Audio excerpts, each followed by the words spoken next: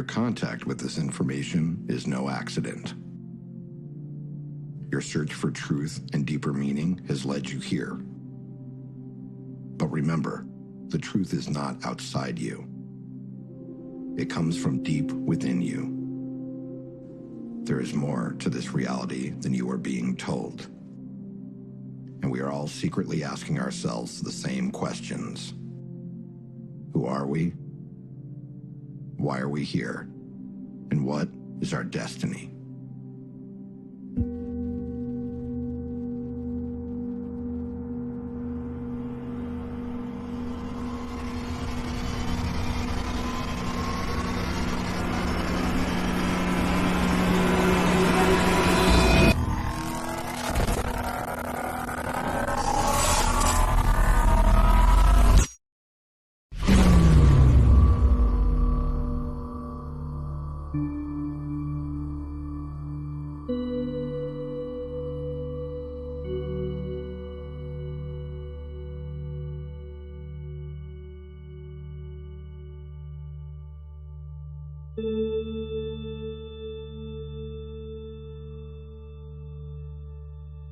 From the earliest age I can remember, I was having dreams of flying cylinders in my backyard at the house I grew up in. And these cylinders did not have wings, and they would sort of flutter in the air. Interestingly enough, I also had many meetings with an old man who seemed to be connected to these flying cylinders. And the old man had gray hair, a gray beard, he had a robe, he wore sandals. Now this man had such a connection to me that I actually would cry when I woke up from these dreams. In these dreams, he was telling me that a stupendous event was going to happen in humanity's future within my lifetime, that it would lead to some sort of evolutionary leap for us in what it means to be human. And he also told me that I would have a very key role to play in this awakening, and that I would be needing to learn as much about science as possible. And also, he gave me a key interest in UFOs and ancient civilizations. I was taught to spend a lot of time looking into the stone monuments around the world. I felt that was very important, and I also wanted to understand what were these craft that he seemed to have emanated from. A very powerful event happened when I was 5 years old, where I woke up in the middle of the night and I was floating over my own body. Now, my body was alive. I was breathing in bed. I could see myself sleeping. But interestingly enough, my astral form, or ghost body as I was thinking of it back then, had the same pajamas on that I was wearing. So I'm literally looking down at myself, seeing myself sleep. I then floated down the hallway feet first, and I felt as if there were voices talking. I felt a very strong energetic presence. And then I stopped at my stairwell that I would go downstairs through. At that point, my body on its own turned 90 degrees and tilted up on an angle, and then I began to drift down the stairs. As I surged with fear, thinking, oh my God, I'm dying, the experience suddenly terminated, and I was not able to go farther. I've come to believe that most likely I did have more experience after that moment in the stairwell, but that I was spliced back in to my body without the memory being conscious. As I grew older, this out-of-body experience compelled me to try to get another chance. And so for 2 years, every night I prayed to get a chance to fly out of my body, meet the old man in person, quote unquote, instead of a dream. After 2 years, I said what was going on to my mother, and thankfully she was progressive enough to tell me, what you had happen to you is one of a series of things called extrasensory perception, or ESP. So literally, I'm a 7-year-old kid, and I go under the stairwell in the basement of the house, and sure enough, there's these paperback books, and one of them says ESP in big letters. And this was How to Make ESP Work For You by Harold Sherman. I began reading the book, and you have to remember that I'm in 2nd grade, and most kids are reading Clifford the Big Red Dog. And I did not understand a lot of the words, and I would have to use context, but I was able to get through it. And for me, reading people's minds, knowing what they were thinking, that was commonplace. I was very aware of what people were going to say before it came out of their mouth. I was very attentive to things like the eyes, to body language, to the ambiance, the nuance of a particular environment I was in. So all that stuff in my early childhood seems anomalous until you start talking to certain insiders, at which point you realize this all fits in with a greater mosaic, suggesting that, like many others on Earth, I'm not saying I'm unique here, there was extensive extraterrestrial contact that still to this day I have not been able to recover the memories of. Everyone in the UFO community is faced with a seemingly outrageous challenge to try to make sense out of the enormity of material that there is to study. How do you effectively navigate a course through an incredible body of material that encompasses many different ancient civilizations that have megalithic architecture, giant stones? How do you bring in the element of secret societies and the occult ceremonies that are taking place within these societies? What is the relationship between those secret societies and the governance of our modern world at the elite level? Is there a deep state? Is there some sort of supranational cult that is actually controlling the world?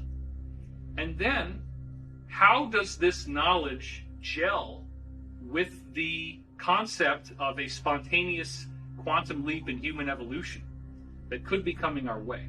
A good starting point for this esoteric investigation is to rethink everything that we thought we knew about history.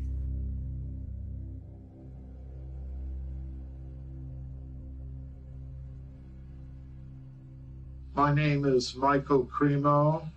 I'm a researcher in human origins and antiquity, and that has led me into other questions related to human origins, evidence that goes beyond the timelines that modern science now accepts. Some people use the term UPARTs. That means out-of-place artifacts. According to what most scientists now believe, humans existed in a very primitive state for many hundreds of thousands of years. Human ancestors like Australopithecus and Homo erectus, Neanderthal, and so on. They think, according to the standard ideas, that the first humans like us came into existence about 200,000 years ago. And they think the first civilized humans began to exist about 10,000 years ago. But if you look at some of these out-of-place artifacts, you can see some really amazing things. Some of them are pretty extreme. We have this very interesting area in Africa, and this area is called Klerksdorp. One of the more extreme examples were the Klerksdorp spheres. They're made of a naturally occurring type of iron ore called hematite. And these spheres, in multiple cases, have a very clear structure of 3 lines that are all parallel to each other directly along the equator. So, to me, that opens up the possibility that these metallic objects with these parallel grooves that go around the center of each one were made by someone with human-like intelligence. What's really interesting is they're found in mineral deposits in South Africa that are about 2 billion years old. They are clearly artificial. They are clearly not a geological formation. They were carved by someone. This opens up another huge category of information, which is what has been referred to as the ancient builder race. My name is Corey Good. I'm a secret space program whistleblower and a extraterrestrial contactee. Because of my access and clearance in the programs, I was able to learn a lot more than what is generally available about the history of our solar system. So during the time that I had this unprecedented access, I also started to look deeper into the history of our cosmos, and I started to find little bits and pieces about an ancient race that they refer to as the ancient builder race. And they called them that because they knew nothing about them. They had found ancient structures all throughout our solar system and other solar systems that were around 2 billion years old. This is also a distinctly fascinating correlation because for many years I have found connections between what the insiders are telling me about the secret space program and a unique body of material called the Law of One. The Law of One material claims to be given to us by extraterrestrials through a telepathic communication. I lived with the people who did this telepathic communication for 2 years. Their group is called L&L Research. The source of the Law of One claims that they originated on the planet Venus when Venus was Earth-like. They were similar to us, as in third density, third dimensional, if you will. And they said that they date back 2.6 billion years ago. Now, that is amazing because we didn't know about the Klerksdorp spheres back then. And yet, the dating that they gave in the Law of One for when they were third dimensional like us is exactly the same as the dating of the Klerksdorp spheres. And best of all, in the Law of One, they say that they had a particular affinity for the pyramid shape and that they built it extensively. Therefore, it does appear that the solution to the mystery of who is the ancient builder race is that it was the group identifying now as Ra, the group that actually gave us the Law of One material, the same group that ultimately contacts Corey Good, appearing as blue avians, now in 6th density, billions of years later after they were like us. They are the most evolved extraterrestrial group that has ever been involved with humanity. So one of the few things that we do know about this ancient builder race is that they had created this giant defensive grid around this local stellar neighborhood that we're a part of. 52 local stars clustered together.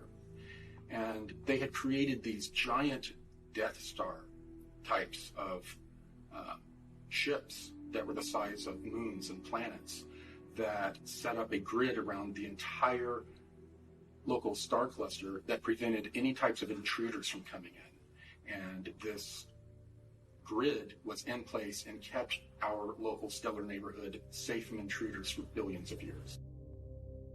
It does appear, based on some very kind of understated things they say in the Law of One, that they had quite a vast civilization, that they spread out to many neighboring stars. This is the ancient builder race. They colonized all the neighboring stars in our solar system. Then you have to ask yourself, what in the world could have survived for 2 billion years? Well, it's very fascinating because throughout our solar system, we have what has been referred to by various insiders I've spoken to as a cosmic junkyard. What is the junkyard? It is a collection of crystalline ruins. These ruins are made of a glass-like material, and the material is not glass. It is actually a transparent aluminum. And there have already been alloys of transparent aluminum made by various companies now. And when they stress test these alloys, they find out it's 5 times stronger than bulletproof glass. As our secret space program has apparently gone beyond our solar system with reverse engineered technology similar to what they got in the Roswell crash, which is over 70 years ago now, they found that all of the approximately 54 different stars in our own local group of stars, they're all gravitationally connected. Every one of those stars has planets and moons and satellites with these same crystalline ruins on them. Obelisks, pyramids, domes. Fly by the comets, visit asteroids, visit the moon of Mars. There's a monolith there, a very unusual structure on this object that goes around Mars once in 7 hours. When people find out about that, they're going to say, who put that there? Those obelisks, pyramids, and domes only constitute what is visible on the surface. The ancient builder race spent a lot more energy building inside these moons and planets than they did on the surface. We're talking about vast regions that are habitable, where all you really need to do is seal off the door and reintroduce air. And you've now pressurized an environment that can be reoccupied. What I believe is that in 1976, when Viking did this incredible reconnaissance in the bicentennial summer, they photographed something that was a mystery, was at the centerpiece of the NASA raison d'etre for going to Mars, the search for life, and they then never followed up. It's a set of pictures, two separate sets of frames at two different sun angles that show a collection of pyramids, an astounding geometric regularity in this layout. We don't have to prove they're artifacts. All we have to do is provide probable cause to suspect they could be, and then the ethics of science say you got to go and test. When you go back to the original NASA imagery of the Martian surface from 1976, there are two frames that really matter. There's 35A76 and there's 70A13.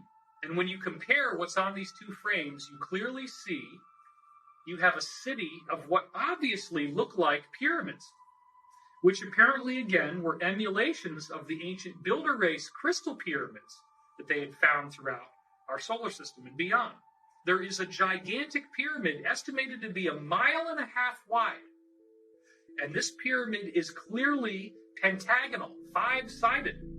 But what is even more fascinating than that, there are 2 of the 5 corners at the top that are narrower than the others. And when you actually look at the pyramid, it is the 5-star human pattern of the human body. You can superimpose the Vitruvian Man on top of what's called the D&M pyramid on Mars, and it precisely fits. What does that mean? That means the 5-sided pyramid on Mars is anthropomorphic. It is a human image. It is a pyramid built in a human image. So believe it or not, pyramids and obelisks have been found on the moon, on Mars, and on other moons and satellites throughout our solar system that are very damaged and very, very old, over 2 billion years old. This civilization that was on Mars was very aware of the ancient builder race, and that these ruins, as their civilization evolved, they discovered these ruins were very extensive. They're always made out of crystal, and there's all these different places you can go where you can go inside a moon and find an enormous city's worth of space.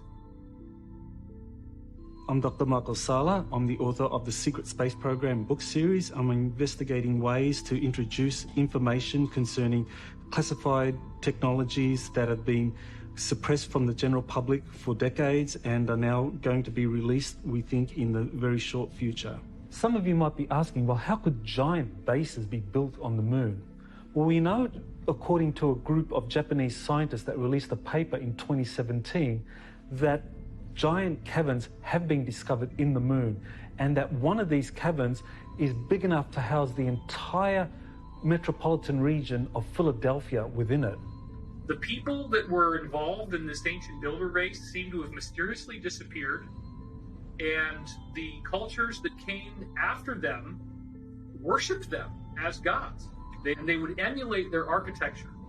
And the people that were on Mars, we call the progenitor race, they actually built their own structures that were very similar to what they found all throughout our solar system. We had Tiamat, which they say is basically a supermassive Earth. And we had Maldek, which was Mars, much smaller than Earth, but it was behaving as a moon around Tiamat. 2 different civilizations had developed, and they were very similar.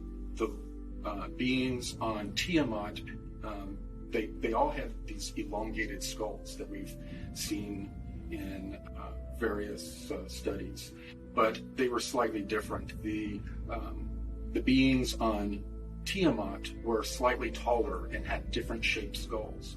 The beings on Maldek were slightly skinnier and smaller, and again, had slightly different skulls, but they were genetically related. They were considered basically cousins, and they had royal families from both sides that were in competition with each other and warred with one another. So at some point, this group that we call the Pre-Adamites, they entered into warfare with another civilization that is in our local 52 star cluster. And they developed this plan to harness the ancient builder race grid and to use it as a weapon against their enemies. And this grid, it works through what we call the cosmic web. Every star, every planet is connected with an electromagnetic filament. And that's how portal travel works. You travel through these electromagnetic filaments.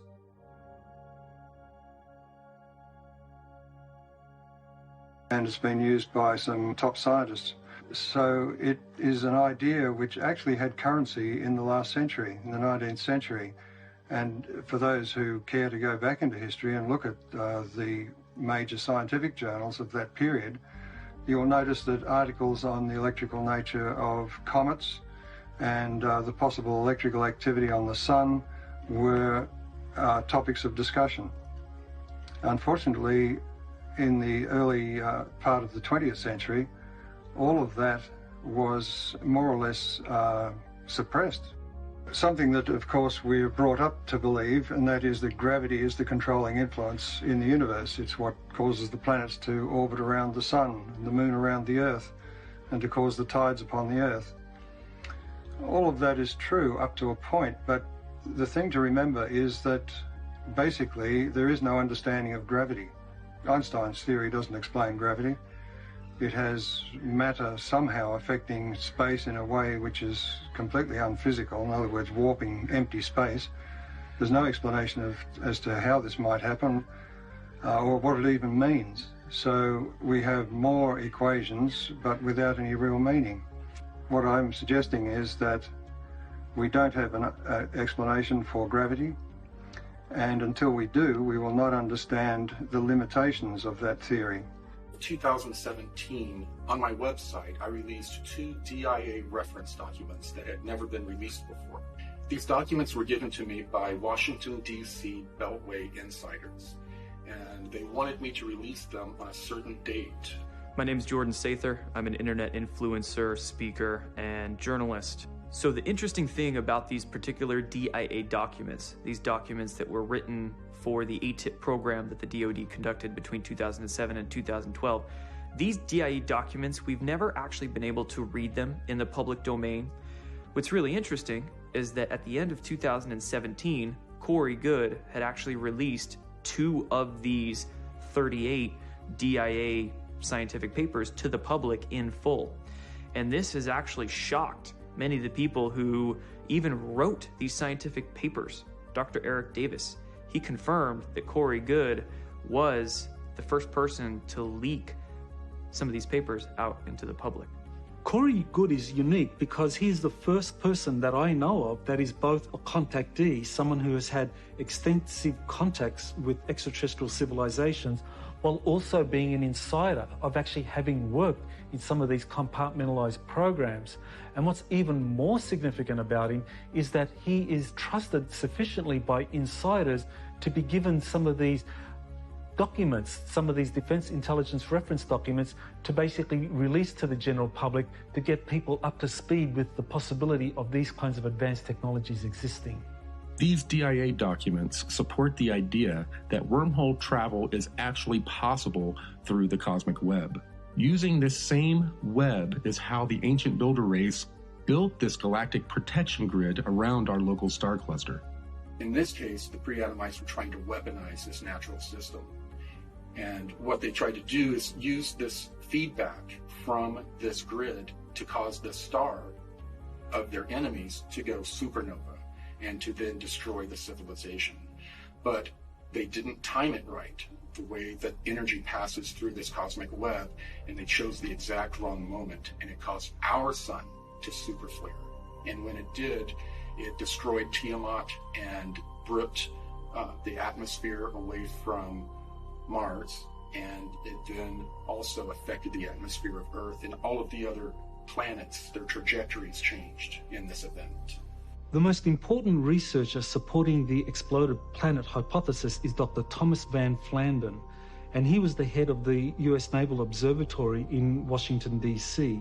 And he came up with this theory that between the orbits of Mars and Jupiter, the present asteroid belt, there was once a super-Earth, a very large planet that was in that orbital region.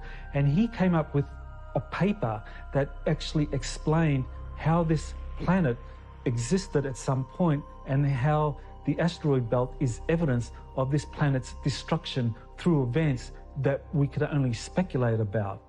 And Dr. Thomas Van Flandern supported this exploded planet hypothesis by studying the geology of Mars. And what he found was that half of Mars was basically 20 miles thicker than the other half. And that was evidence of it facing this exploding planet and receiving all the debris, and that this was also an explanation for why the atmosphere of Mars was suddenly evaporated hundreds of thousands of years ago. And I heard about it in secret programs that did much more research than Tom Van Flandern, where they called it codename Brilliant Pebbles.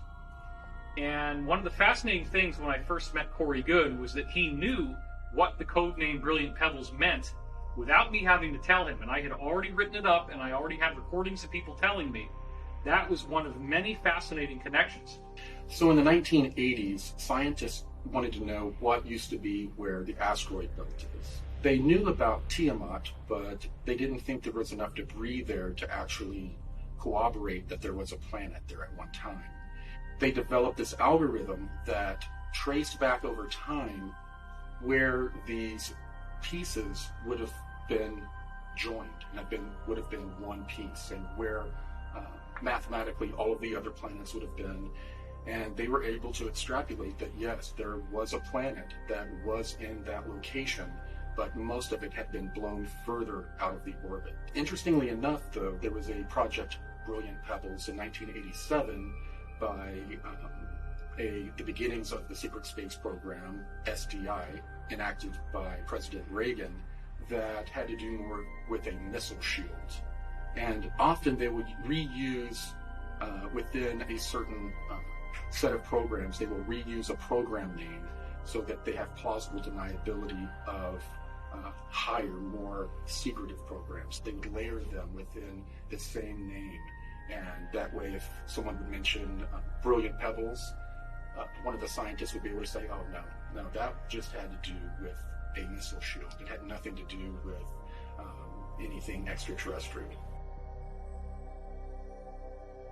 Has the transcript of a remote viewing session where the remote viewer was asked to look at what happened to Mars just before a cataclysm that occurred up to 1 million years ago.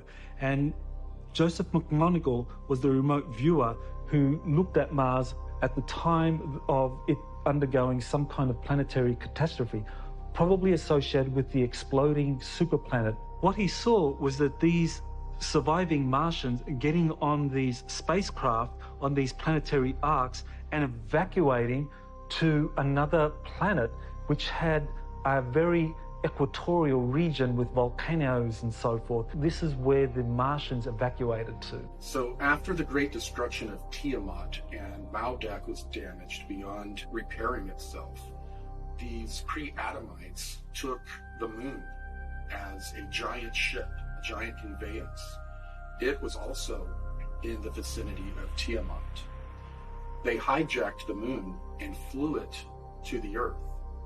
And they tidal locked it with the Earth to keep it in place.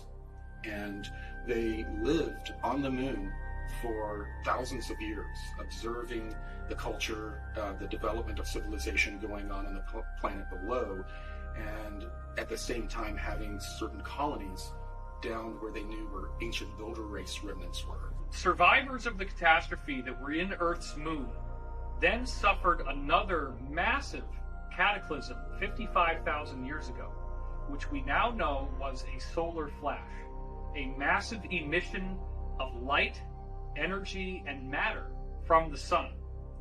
Part of the problem when you have these solar flashes is that in addition to an enormous heating of the atmospheres and even the surface of planets that could be up to 1,000 degrees Celsius, we're literally talking about something that melts stone. You also have the sun throwing off a whole lot of debris, a whole lot of chunky, molten material that will physically strike the surface of planets and moons. This solar flash is what now is being called a micronova. A supernova is where a star completely explodes and nothing is left except for a red dwarf or brown dwarf, whereas the micronova causes an incredible flash to occur, but the star maintains its stability and its structure in the aftermath. And the latest NASA research that's only come out in the last year proves that there are multiple documented examples of micronovas everywhere we look. This is not uncommon. Stars do this naturally, and it is a very normal aspect of a given solar system. So after these pre-Adamite groups from Tiamat and Maldek had moved to the moon, they were there for thousands of years. And as we know now, the solar system goes through a cycle of destruction. We had another solar event that wreaked havoc on the moon. It would appear, based on the historical records, that the people living inside the moon did not know that this solar flash was going to happen. This was being kept secret from them. And I once had an insider who we call Bruce, who described that his faction of the military-industrial complex was only able to go inside the moon in these inner passageways a total of 6 times. But these were covert missions that they sent people in through, and they found a vast amount of control systems where you walk into the room and all the lights come on, and you have these big giant screens that are very wide, that have displays on them, and there's a control surface in front of it, and it was gorgeous. And it goes on for miles and miles and miles. And everywhere you look, there are these bodies that have not been cleaned up because the amount of square footage inside the moon is so vast, and the amount of death was so vast, that huge regions inside the moon have never been cleaned up. They've never been explored. There is a stench in there from the dead bodies still. And the remnants that survived that new catastrophe of pre-Adamites loaded up into their last 3 motherships from their home planets. And they flew those down to Earth. They were damaged, and it was more of a crash landing. Later on, when our secret space program located the remnants of these ships under the ice in Antarctica, they named them the Nina, the Pinta, and the Santa Maria.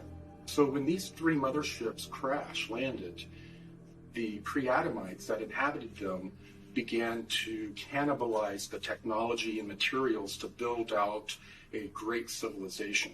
And this civilization would later be known as Atlantis.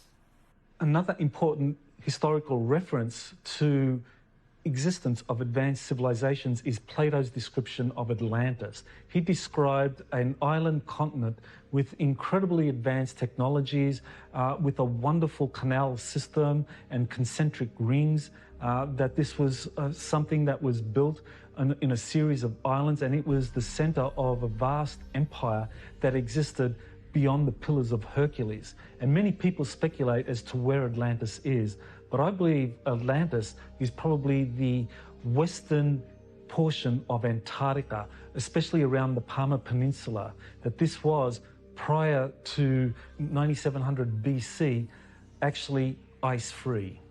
They landed in Antarctica, where there is apparently a pyramid that, if you could see it without the ice, is much larger than the Great Pyramid of Giza.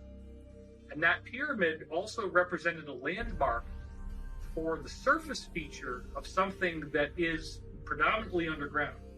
There are enormous ancient builder race ruins underneath the surface in Antarctica. The progenitors crash landed in Antarctica. But at the time, the Earth was on a different axial tilt, and Antarctica was not covered by ice. In the 15th century, the Peri Reis map was produced, And what it shows is the coastline of North and South America, Africa, as well as what appears to be Antarctica, the Palmer Peninsula, as well as part of New Schwabenland. Now, this was well before Antarctica was discovered. When we explore the idea of Antarctica being ice-free, we have to look at the evidence of pole shifts. And the person who's most associated with theories of pole shifts is Charles Hapgood, who wrote a book called The Earth's Shifting Crust. And his book was supported by Albert Einstein, who wrote the foreword to it, and basically believed that Hapgood was correct in terms of his theory, how the pole shifts approximately 40 degrees from one age to another age. This pre-Adamite group, while their civilization was thriving on Tiamat and Maldek, they became very, very proficient geneticists. And they brought that with them to the Earth. And when they got to the Earth, they found inhabitants that were humanoid beings. They then started to play around with the genetics of these early humans and developed them into a number of different species, including hybrids with animals that they used as a slave force. So the people who crash landed in what we now call Antarctica began to introduce their DNA into genetic human stocks from Earth. And those people who were cloned out had elongated skulls. There were apparently two royal lineages that go all the way back to the source planets themselves, and they have slightly different physiologies. When you look at the elongated skulls, some of the elongated skulls have a distinct bun-like bump that looks almost like there's a ball there, the surface of a ball. Other elongated skulls that you'll notice have a very smooth slope and do not have that bump. This apparently refers to the two major types of extraterrestrial lineages from this exploded planet. So the pre-Adamites thrived for thousands of years and became the Atlanteans. 11,800 years ago, our sun had another micronova, and this was one of the more severe micronovas. And as the ejecta from the micronova left the sun, it impacted the moon and also Earth. According to the maps Charles Hapgood supplied and ice core samples, two British researchers, Rand Flem-Ath and his wife Rose Flem-Ath, wrote a book called Atlantis Under the Ice. What that book shows is that West Antarctica, the Palmer Peninsula in particular, was actually 40 degrees north of its present location in the temperate zone. And that approximately 9700 BC, this is when this coincides with what Plato described as the time Atlantis collapsed into the ocean, that this is when the pole shift occurred. And so that coincided with that region of Antarctica moving down towards the South Pole and it being frozen over, and everything that was in that continent was flooded and flash frozen. And so, according to the maps and the ice core samples, what we can see about Antarctica is that indeed West Antarctica has been ice-free for significant periods because the ice core samples only go back several thousand years at most.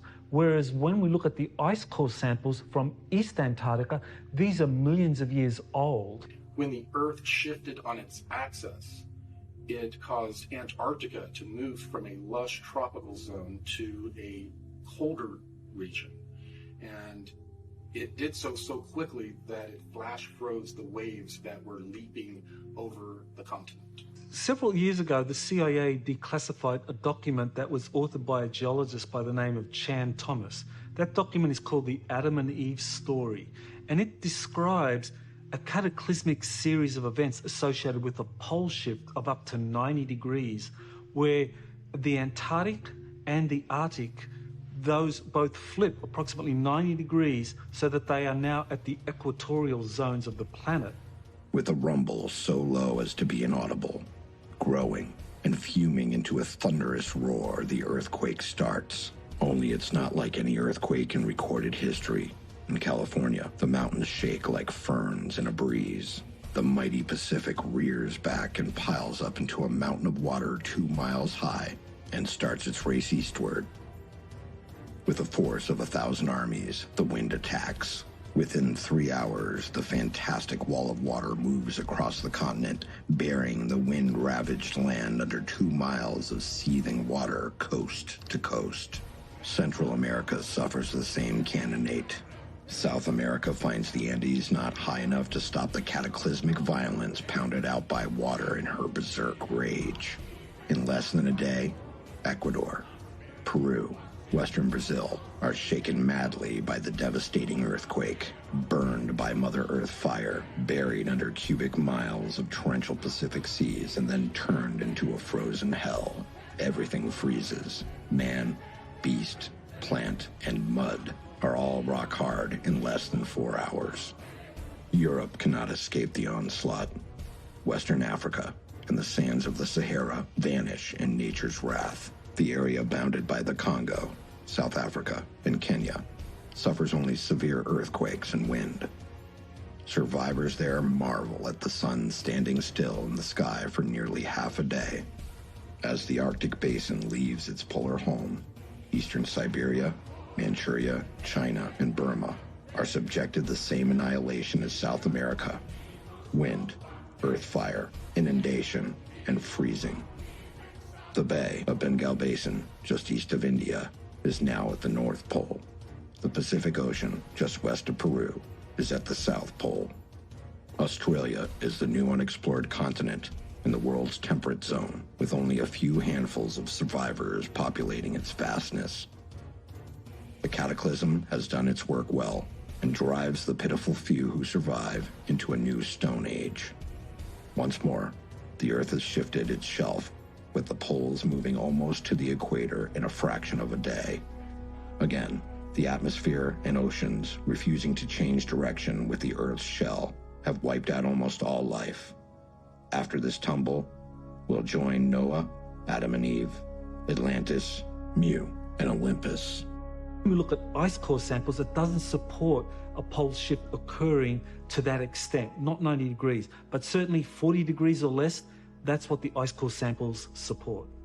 These cataclysms would result in large loss of life throughout the planet, and that there would be portions of the planet, however, that would escape the worst of these winds and of these tsunamis, and those would be the survivors that would build civilization again from the ashes of that great catastrophe.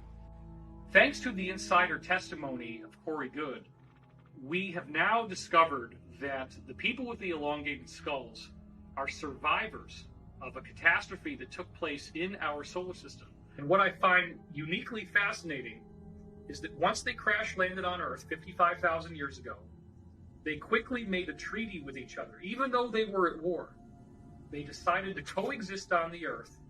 And one lineage said, we will take what we would now call Africa and Europe. The other lineage said, we will take South America, North America, and the eastern half of Asia. Now, what is really fascinating is that you look at the pyramid architecture that occurred in the aftermath of this treaty, and what you have is each of these original lineages having a unique architectural style.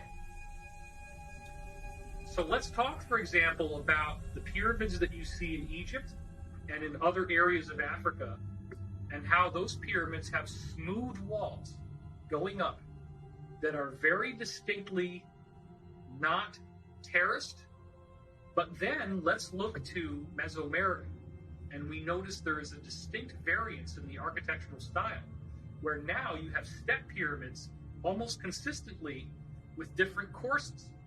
Officially, they've been programming us that pyramids are built in Egypt and Central America. And that's wrong, because the pyramids have been built on all 6 continents. Probably at this moment in time, there is no living soul who have visited and investigated more pyramids than myself. In China, 250 pyramids near the city of Xi'an. We have pyramids in Indonesia. Our friend, Dr. Danny Hillman, discovered pyramid in western part of the island of Java. It is known under the name Gunung Padang, the Hill of Light. Cambodia, Southeastern Asia, the Koh Ker in the northeastern part of the country, a beautiful pyramid. Australia, 2 hours drive from Brisbane to the north, Gympie Pyramid. In Africa, 155 pyramids. The island of Mauritius, 4,000 kilometers away from the African continent, in the middle of the Indian Ocean, 7 beautiful stepped pyramids. More than 300 pyramids in Peru. And then Tukume pyramids in the northern part, more than 200 of them. The biggest one, of course, Huaca del Sol, the Pyramid of the Sun, near the town of Trujillo. There are probably well over 100,000 pyramids, maybe up to 500,000. But more than 97% are still hidden in the jungles and forests. At Angkor Wat, we have a very unique outlay of different pyramidal type sites. And according to the work of Graham Hancock, those different architectural sites, although they appear to be randomly positioned, actually align with the constellation Draco. And what's best of all is that there is a drift in the Earth's axis called the precession of the equinoxes, and the alignment of where the landforms in Angkor Wat line up with the position of this Draco constellation. It only works if you go back 12,500 years ago, which is precisely the same as the alignment that everybody's familiar with of the pyramids of Giza with the stars in the belt of the constellation of Orion. Another thing I want to point out that is very fascinating about Angkor Wat is that you look at some of the temples in that area, and I want to specifically focus on one called Bakse Cham Krong. Oh my God. It looks exactly like the step pyramids in Mesoamerica. As you look at this overlay, notice the perfection of how the two fit together. This is not a different society. This is a unified society, but wait a minute. We've got Mesoamerica and we've got Cambodia, separated by the vastness of the Pacific Ocean, and yet they are using the same architecture. The elongated skull physiology has been found all over the planet. We see it in Boskop, South Africa. We see the same type of remains being dug up in a dig in Siberia in a town called Omsk. We also see reports that the Mongolians, the Huns, as they were conquering and going west, had these strange skull features as well.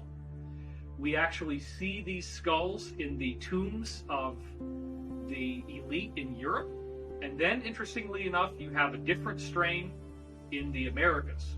I find it interesting that we have this evidence hidden out in the open, and we see the elongated skulls worldwide, but we don't ask the deeper questions.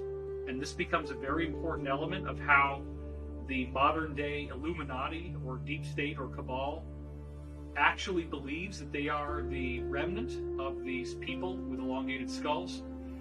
The deep state consists of the Rothschilds, the British royal family, the Vatican, and the Chabad cult, which many Jews do not consider to be Jewish. They consider it to be a Khazarian criminal organization. The secret societies are higher than the countries in terms of the loyalties of their membership. Whether it began with with stellar civilizations, I've met someone who purports to be from a stellar civilization, and I've been informed they don't like the term extraterrestrial. They prefer stellar civilization.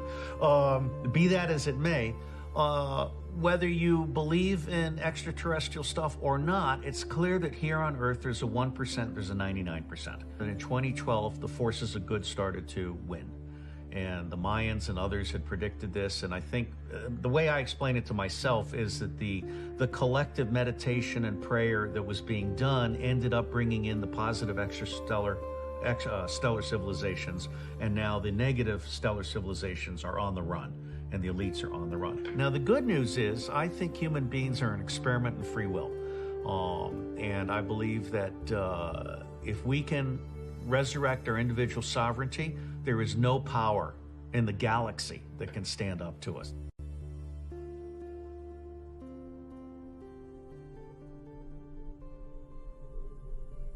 Now, as I got older, there's another series of high strangeness events that took place, that I was very often having high fevers.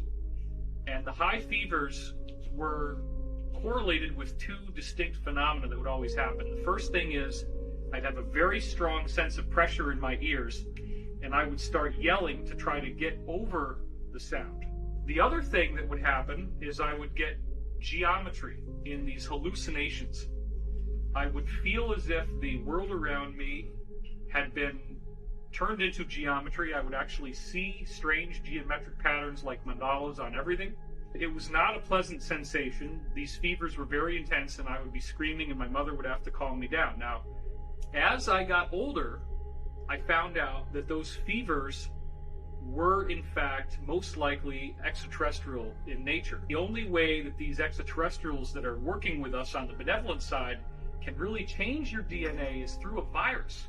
Remember, what does a virus do? It defeats the cell wall and it injects its own DNA into the cell.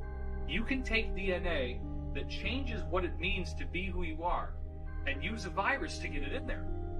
I've now had dreams in which I remember having benevolent, human-looking, ordinary human-looking people like the old man in the robes coming into my space, landing in this bus-shaped craft in my yard, bringing me on board, and actually giving me these injections of these viruses so that my DNA could change. I would wake up in the middle of the night. I would be on some sort of program that I didn't consciously have any objection to, where I would assume it was time to go to school. And I would walk out the side door like I always do to go to school, and then I would notice everything is black, what the heck is going on, and I'd turn around and I'd go back into the house. Again, this is in the high strangeness category, but it now appears that when that was happening, that I was getting spliced back in to that moment where I'm standing there with my backpack, and I have lost the memories of what would happen from the moment I'm standing there to the moment that I get put back in the same space. This is a very common element that you read about in contactee literature regarding extraterrestrials. So it appears that in these cases, I was being brought on board, again, some kind of extraterrestrial craft, that there was education taking place, there was training. These trips could have lasted for weeks, and then they just edit me back into where I left. There does appear to be a whole aspect of my life that I don't have conscious access to. And there were insiders I've spoken to who actually said that because of my unique family background, the Wilcox family was English aristocracy, and we were all out of Yorkshire originally, that I do have some of this alien DNA already. Right now, millions of people on this planet are already in contact with extraterrestrials, and they don't even realize it. These beings are contacting us through our dreams and through our subconscious, and many of the thoughts and ideas that we're coming up with don't originate from us. The purpose of contacting people through their dreams and subconscious is to acclimate them and prepare them for open face-to-face contact. Well, I'm James Gilliland, and we're here at ECETI Ranch. Well, ECETI stands for Enlightened Contact with Extraterrestrial Intelligence. Yeah, the beginning of ECETI came in visions. And I kept seeing visions of this massive mountain. And when I first came on the property, it was just unbelievable. It was like a movie out of the Old Testament or something. The mountain just, clouds started changing. There's a giant lenticular cloud. It was lit up orange underneath. I got such a download, I was getting tears. I was just standing there looking at the mountain crying, and I go, this is it. This is This is the vision. I was focused on creating a healing center, like a retreat center, and I wanted to just make it totally eclectic. I didn't want to pigeonhole it or keep it with any one group. And about probably halfway through of building this center, they started showing up. The ships started showing up. It's got a double. It's weird. Babe, whoa, thank you. That is unbelievably bright. Whoa, look at that. Woo-hoo, whoa. And the first encounter was an all-day meditation. I was meditating, and I had a beautiful transmission coming to me about the earth and humanity and our ancient history, who we are and how we've gotten to where we are and what needs to happen to heal, to clean up the planet and the consciousness here. And so I asked them, where are you coming from? And they said, actually, we're on a ship. And I didn't even make it to the door, and my sister and her friends came up banging on the door, and they go, did you see it? Did you see it? And I said, see what? There was a huge light ship hovering right over the house here. So that was my first encounter where I realized I needed to start doing some research on tying in the higher dimensional beings and the spiritually and technologically advanced off-world visitors into the spirituality side of things. When you go within and start expanding in consciousness, we find out we're not just a body and a personality, we're spirit and a soul, and that's a multidimensional aspect of ourselves. And so as you expand in awareness, you start taking in these other dimensions, and contact is a natural occurrence when that happens. My name is Barry Littleton. I do stock trading, level 2 options, and I also am involved in social services. In the UFO field, I'm kind of just stepping forward. It started off with childhood experiences, so that's one of the things, but then I went into what I call adult onset experiences, which included missing time. So we're looking almost 20 hours of my life was missing behind being upon board these ships. When I talk about it now, it sounds very uniform, but it took a lifetime to put the pieces together. Instead, I was more into hiding it to a degree and trying to just be normal and whatever it took to kind of try to blend in instead of talk about these experiences, anything like what I'm doing now. I always heard it as termed as demonic and dealing with demons, and that labels somebody as demons and crazy and puts the most negative connotation on it possible. So that's one problem I think there is there, and that's a real way to block people from talking about this and ever coming forward. These beings, they never would give me any revelations about the future, but they only gave me information concerning the earth and always the technologies, and there was a lot of love energy that came off them. Enough to where being in the presence of a non-human, it would somewhat chill you out because it's not just a normal thing, and there's a great risk of panic there, but the type of vibration coming off them, coming off their biofields, was very calming. It started off with a being that was insectoid, and when he would come and interact with me in my daily life, he was doing something with the optic nerves, I'm sure of that, to make him appear even more human. But when I saw him on board craft, he was definitely insectoid and ancient. Smaller, okay? That'd be the first being that stepped forward to me. There was another one step forward that was Mana, but looks like Earth's brain coral is the way this being's head looked, okay? And taller, but very peaceful and also very scientific to a degree. I've also seen small blue beings that claim to be from Andromeda, maybe about 2.5 feet tall, I would say. Those are some. And then there's the other portion that I had a hard time dealing with because there's no frame of reference for this, is that beings that are on board these crafts that are non-corporeal, non-physical, they have different containers for their consciousness, like plasma or light configurations. The inside of the crafts themselves that I've seen look like type of a fungus, a type of a hard mushroom that's slightly different. So that told me that these craft are actually organic. If we're going to become a type 1 civilization, we need to start just not incorporating the spiritual, but also the organic components into our space travel, definitely. I believe what is happening on the planet right now is a shift in consciousness. And meaning not, I've heard it called other things such as ascension, we're going to go to another dimension. I've heard all these things, but I think in reality, it's a shift of consciousness. Because at least in my opinion, 85 to 90% of our population has had extreme contact, but they can't remember it. They're unaware of it due to the fact our perception is so molded. Internet has helped with starting communication amongst what I call melanin dominant contactees, experiencers.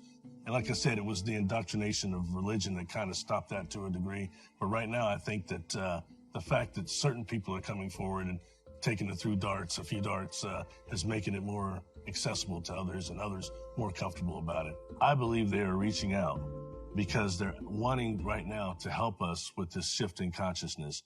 And what has been shown to me is humanity does have a type of free will, but we're not going to be allowed to destroy the earth anymore. Yeah, my name is Robert Salas. I'm had experience in the 60s at Malmstrom Air Force Base as a missile launch officer.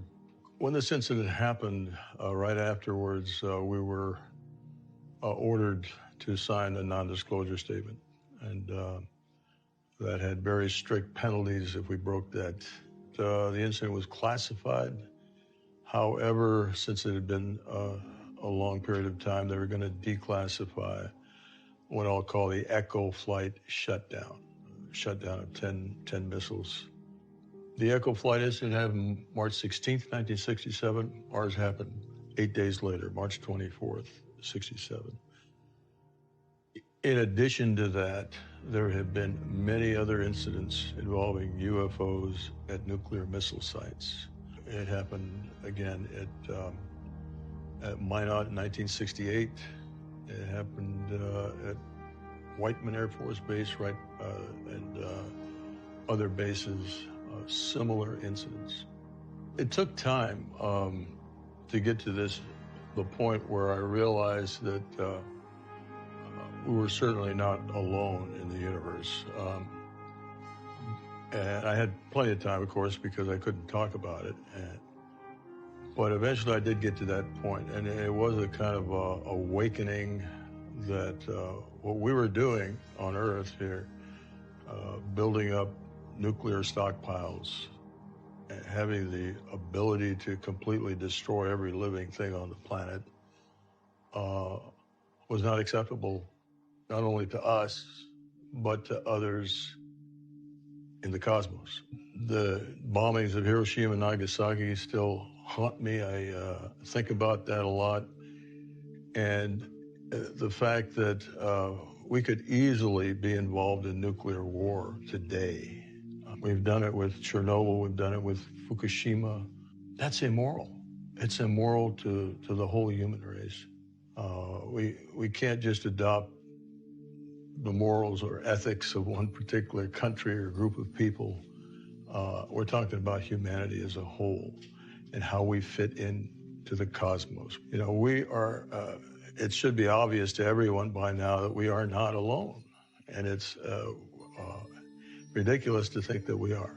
And the entities have spoken. They have said, you should not have nuclear weapons.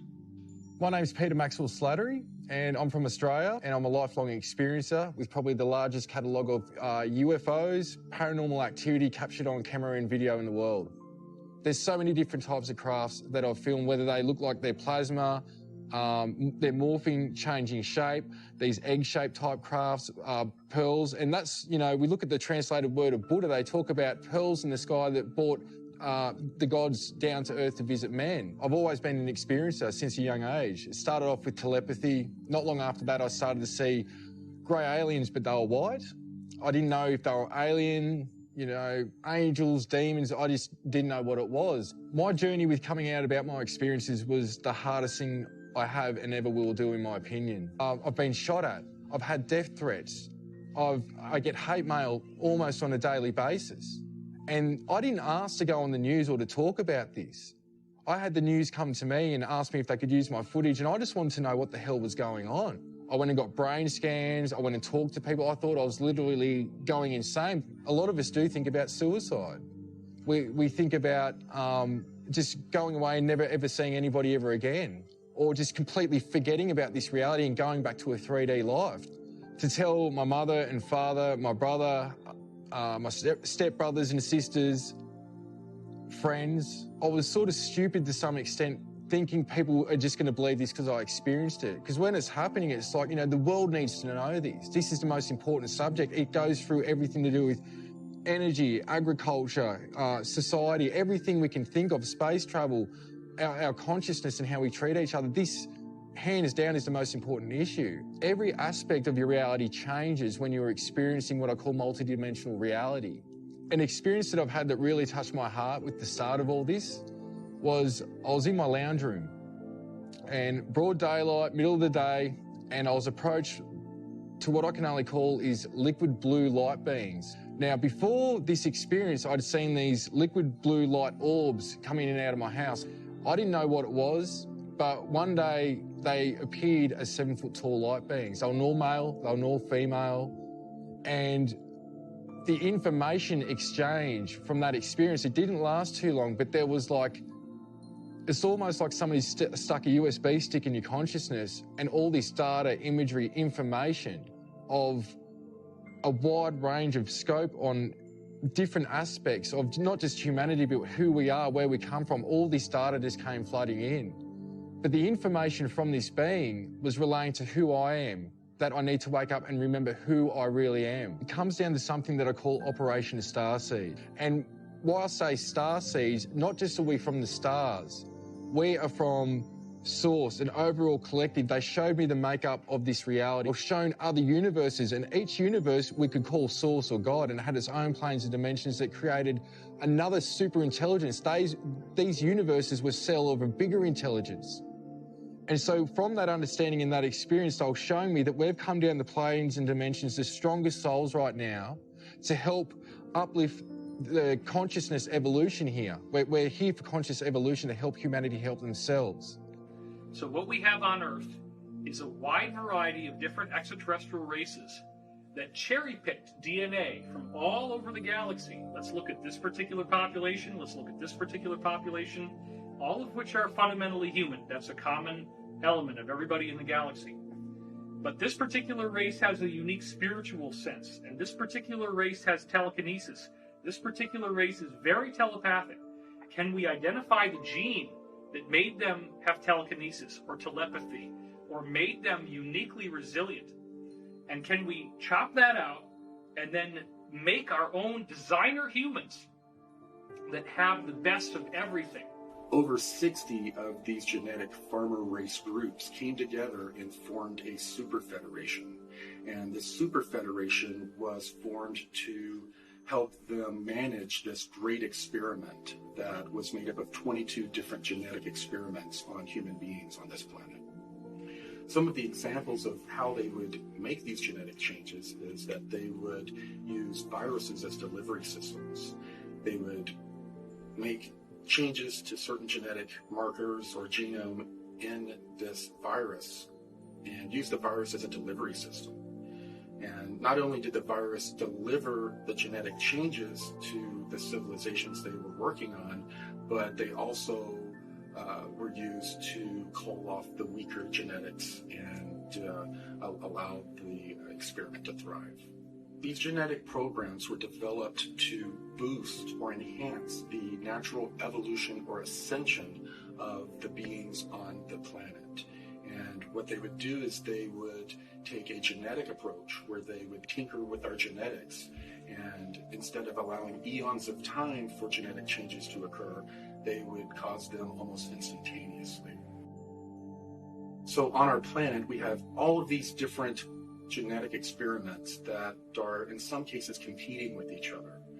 To prevent these experiments from mixing with each other or wiping each other out, they began to develop social norms and different ways for these cultures to self-police and protect their own genetic experiment from being interfered with. So as they're helping us evolve genetically, they're also helping us evolve on a consciousness level. They bring us various belief systems, religions. They instill social norms in us that help us self-police ourselves and manicure our consciousness along with our genetics to develop them in tandem. Even today, these experiments are compartmentalized through religion, language, geographic location, and culture. And there's also a cosmic component. The goal is that eventually the civilization that they're experimenting on and working on become self-guiding. They get to a point to where they control their own genetics and their own consciousness development, as well as join this super federation in going out to other planets and assisting those civilizations in the same process. Now that we've developed to a point of traveling the cosmos ourselves, we've gotten to a point to where we're self-managing ourselves, and the super federation is being disbanded, and we're taking over our own genetic and spiritual development. As a result of all of this, the infrastructure that has been built out secretly in our solar system will now be handed over to the rest of humanity. Another very important point to note here is that the DNA changes that the genetic farmers put in us are, at this point, still predominantly dormant. They are, if you will, locked up in the 95+% of our DNA that appears to be not normally used, that our scientists call junk DNA. We only use about 5 to 10% of our DNA for building our body. They call these coding DNA sequences, meaning that they code proteins to make our physical body with. 90 to 95% of our DNA is non-coding DNA. In other words, mainstream science has no idea what this DNA really does. They call it, quote, junk DNA. Why would any sort of intelligent designer put junk in our body? Put something in our body that's useless? That wouldn't happen. In fact, what I believe is that this 90 to 95% of junk DNA is actually used metaphysically. It's used for our consciousness in ways that we just don't really understand yet. My name is John D'Souza. I was an FBI special agent for 25 years.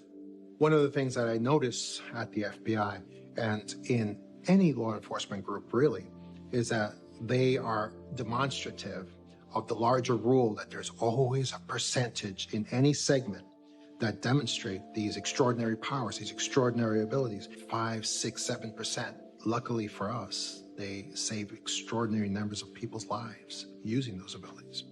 I think what sets these people, this segment of the population, what sets them apart from everyone else is that they have some kind of marker that designates them as having parts of their DNA activated that the majority of the population doesn't have. And that's something that's evident no matter where you go in every group. There's always that segment, that remainder of people that they just activate. One of the first great experiences of the paranormal that was shared by me and hundreds of other law enforcement officers was what we called the Indigo Kids of 9/11. This was groups of little kids as young as 5, 6, 7 years old, all over the United States, that in the weeks and just days before the 9/11 terrorist attacks, they had cognitive experiences of what was going to happen. And they displayed those experiences the way the little kids would. At school, sometimes they did it with drawings, with finger paints, with arts and crafts, representing burning buildings where people were jumping out of the buildings. And no one really paid that much attention to it until 9/11 happened.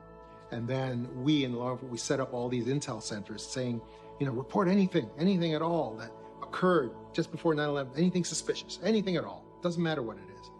And people did. People reported these little kids. They reported them as having dreams and visions and arts and crafts representing what happened on 9/11. So we had to go investigate these little kids for possible connection to terrorism and their parents. We had to go question them. And we did. And in every case, they had a vision, they had a sense, they had a remote viewing, they had something of that sort. And there was no physical explanation how they could have known. And that's the Indigo Kids of 9/11. It's very evident to me that corporations and government intel agencies are very intent on monitoring and identifying everyone who's had these anomalous experiences, because they want to identify them, because later on, they're probably going to scoop them up. It's like gun registration. You got to know where the guns are so you can get them all later on.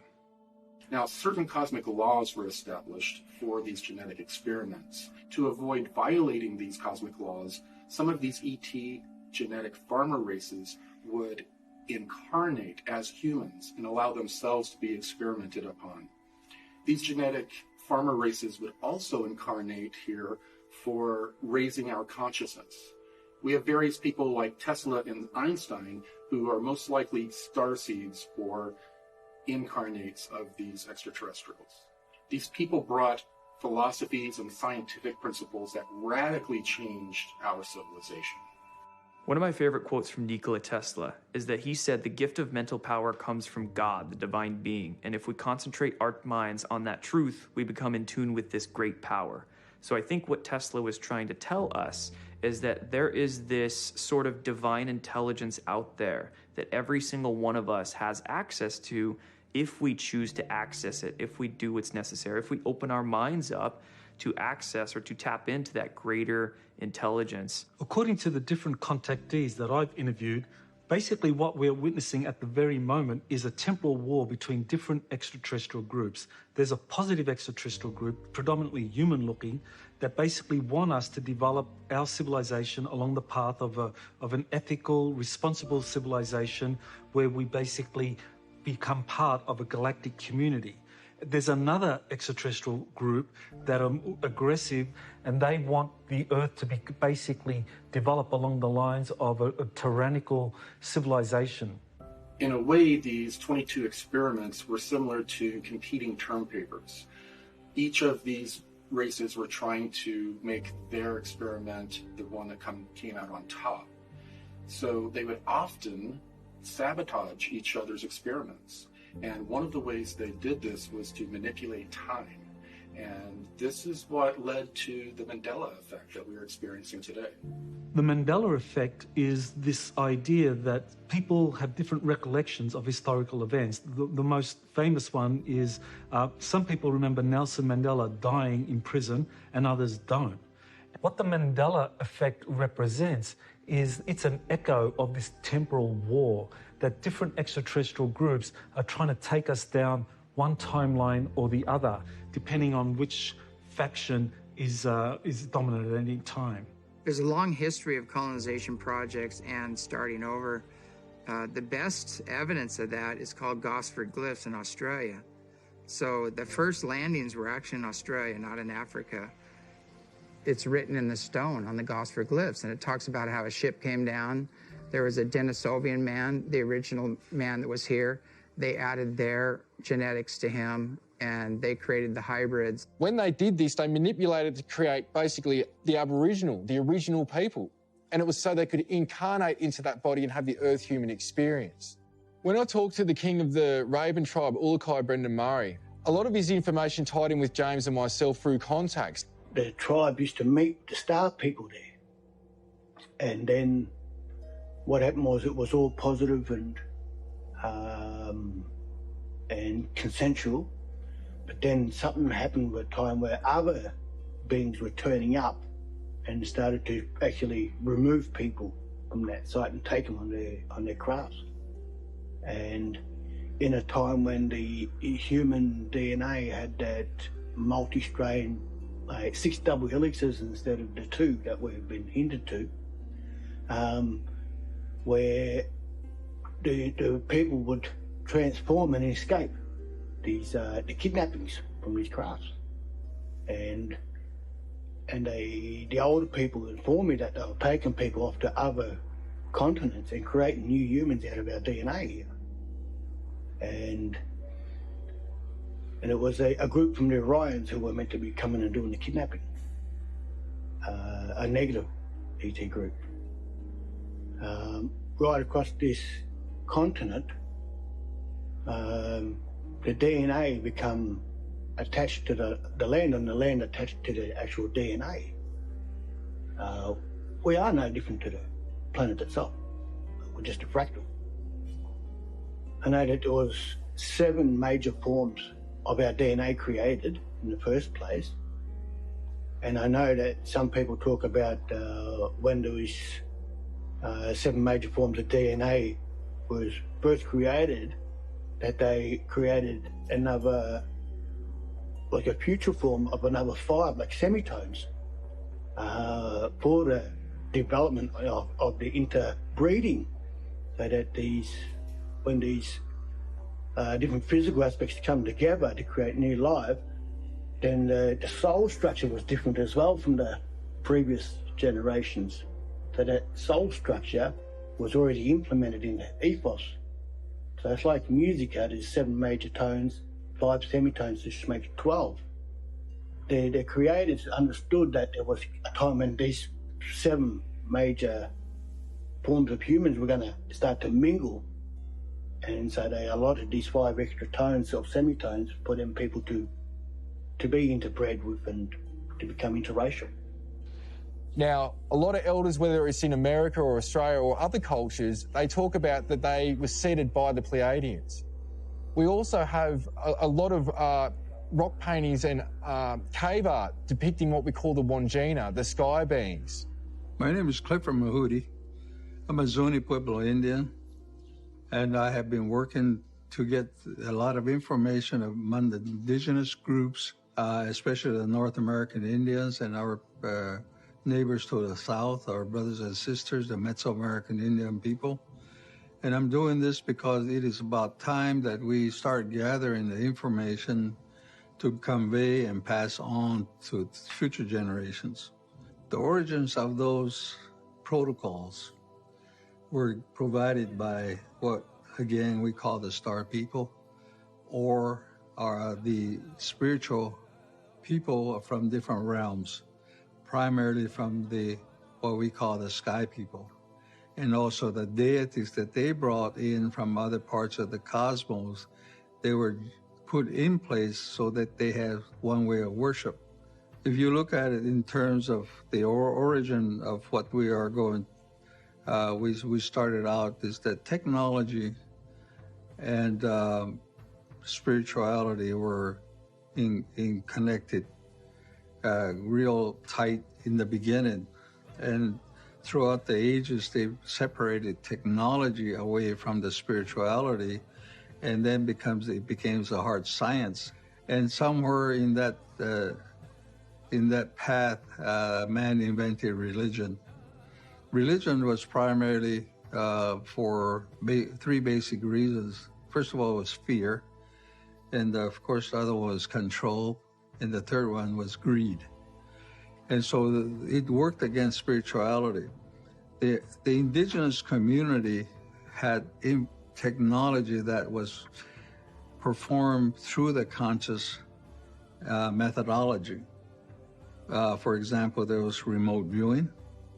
I'm John Vivanco, and I've been in remote viewing for over 20 years. I was working in a civilian think tank. We were civilian operation, yet we were utilized by some of those in government. And usually the stuff in government was bizarre things. It was never normal type stuff. There's one case that we've really dug into, and that's the case of J.C. Brown. He claims that he came across a cave that went, 11, 14 miles underground. And he came across what he called the village, eventually he called the village, which was these cutout rooms. In these rooms, he found giant mummies that were up to 12 feet tall. We decided to take this case, see if we can find out first if it's real. What's going on here? Digging into these giants, we went further, right? So we also go and we identify the location where we can find them, the whole 9 yards. But as far as the giants are concerned, these are from an ancient civilization. These beings have been on Earth for a very long time. When we looked at where they originally came from, it was a seeding on one side, like humans, for instance, and then alien intervention, where they had genetically manipulated this species to be the way they are. And what happened with them was that there was a major cataclysm. This is probably around the time of the flood, so they were still around. And a major cataclysm occurred, especially up in the flooding, up in the Pacific Northwest, that wiped them out. And this cave system that these guys went to, these giants went to, was them trying to escape. and get out of the way of this cataclysm. Now, you had humans who survived this cataclysm. Whenever the Earth would have a catastrophic episode, these genetic farmer races would take the civilizations they were experimenting on underground to protect their experiments. You've got petroglyphs up in the Lava Beds National Monument in Northern California who they're describing the cataclysm. They're describing something that happened with the sun that destroyed a huge part of the Earth. And so these giants were wiped out in part by that and in part by, well, Native Americans. I mean, they hunted them down and they killed them. And I don't know how intelligent the giants were. We don't get them as being extremely intelligent. We get Native Americans, Native Indians, humans, this new version of humans as being extremely intelligent compared to them and able to just eradicate them because these giants would end up eating them. They would capture them and eat them. We looked at the reality of his find, and then we also looked at what he was doing at the moment he claims that he found it. And those two things lined up. So we're getting giant mummies. We're getting weaponry. We're getting strange symbols on copper plates. Everything that he claimed that he found, we saw in our remote viewing data. This copper scrolls are 20,000 years old. They've been dated. And it took me 42 years to just to decipher, I think 15%, maybe less than that.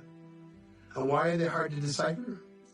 Because they're in a different language. They're in a vibrational language that you read it with a wet finger, and you're taught that chant, and you chant it over and over and over until that almost like Braille. When you go over it, you feel a slight tingle on your fingers. And you keep translating that in picture forms in your, it's not even in your mind, outside your mind. So when I run my hands over, there's a probably 4,000, 5,000 flips, I would call them. They're triangles, and they have different symbolism on it. So you touch the symbolism, it brings you into a library. And the Copper Scrolls gives us instructions on technology, history, timelines, inverted timelines, different math to calculate those timelines. They explain about different physics, about 140 different ways of doing math. The Copper Scrolls, we don't think they're from here. The Copper Scrolls has been mentioned through the Bible, through a lot of the ancient texts. The Mormons have part of the Copper Scrolls. The Catholic faith has it. The government has some of it. And there's other organizations that have parts of it. And there's still some of the Copper Scrolls that are still buried that we know where they are. The Copper Scrolls gives us very specific instructions how to make a spiritual machine so you can actually hear spirit. And you can talk to spirit, and the spirit will talk back with nothing, just the human people. No machinery, nothing else. No cell phones, no prayers, no dancing, no channeling. It's with community. That's what I'm doing here. Some of our native indigenous civilizations that mysteriously disappeared, such as the Olmec, were actually extraterrestrial civilizations.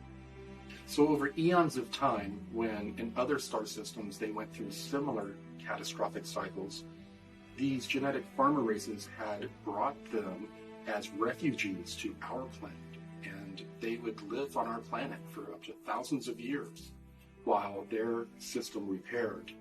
And then afterwards, they were removed and returned to their own star systems. So it turns out the Earth is a cosmic refugee camp.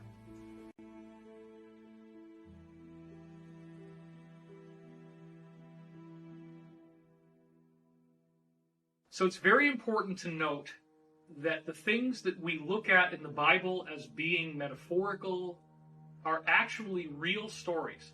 They are real pieces of information. And this includes the idea of Jesus arriving. So the actual group that Jesus came to oppose then takes over his message and then, as of 325 AD, creates the New Testament, where they very selectively manicured Jesus' message to remove the teachings that they thought were anathema to their agenda. So apparently, Jesus spoke to one of the original apostles about reincarnation. This apostle then said reincarnation is the great secret teaching of Jesus. By removing reincarnation from Christianity, the Roman elite were able to create an airtight Trinitarian doctrine, where the Trinity is God the Father, God the Son, and God the Holy Spirit, and there's nothing else. The Holy Spirit becomes this sort of mystical thing that is not feminine. You have God the Father, which is masculine, God the Son, which is masculine, and the Holy Spirit, which is not gendered.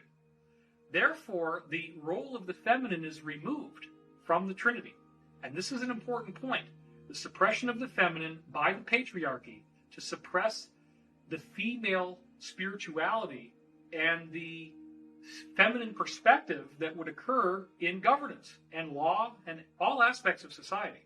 And one of the huge parts of awakening is, really understanding, feminine energy. And I think, really what's being rebalanced or coming to light for people is the end of patriarchy and the understanding of things like sacred union. But when women are holding sort of this historic resentment towards men, it's still not reaching a place that we need to reach, I think, with each other, to have unity consciousness, because it has nothing to do with men. It has nothing to do with women. It has to do with the programming. It has to do with something that's impacted both sexes. I mean, if you think about it, men have gone off and they've gotten their limbs blown off in war.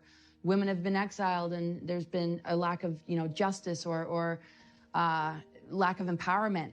So this is how we heal our DNA. So junk DNA is actually scrambled fire codes that hold masculine and feminine energies in balance. That's how it upgrades, and it connects to the earth grids too. So the rebalancing, has to do with recognizing that the junk is actually a treasure. And if we could see this reality as a really unbelievable love story, the love story is that we're seeking, truth. We're seeking the authentic. We're seeking the divine. And that's within ourselves. And we're divorcing the imposter. We're divorcing the system that has betrayed us. It's like a partner we would never want. It doesn't matter if it's masculine or feminine. It's not healthy, it's toxic, and it's cruel. So the rebalancing, I feel, has to do with, living this life like it's a true love story. But I think this is a huge deal for both, men and women. Men are getting more in touch with their inner feminine. They're willing to maybe share emotion, be more vulnerable. And women are, refusing to, be victimized. And it's all rising to the surface. But it doesn't come down to the gender as much as it comes down to that individual's relationship with their own inner masculine and feminine. And that's why, it's not about a rebalancing because something that the men did wrong. It has to do with overthrowing a system of control that has impacted and infected everyone. I do believe that Jesus' teachings dealt a fatal blow to this so-called Illuminati agenda. The Illuminati actually believe that being nice to people, that forgiveness, compassion, that these are tools of our enslavement, and that by being free of those encumbrances, they feel they are superior to everyone else. So part of their religion is that they will practice the extremes of both the positive and the negative path, or what they call the right-hand path and the left-hand path. So they will, for example, simultaneously create huge philanthropic endowments where they give, in some cases, many, many millions, if not billions of dollars to humanitarian causes, while simultaneously doing the most heinous crimes imaginable against humanity. I want to point out now that what Jesus was teaching us about ascension has proven to be of far greater significance than is normally given credit for.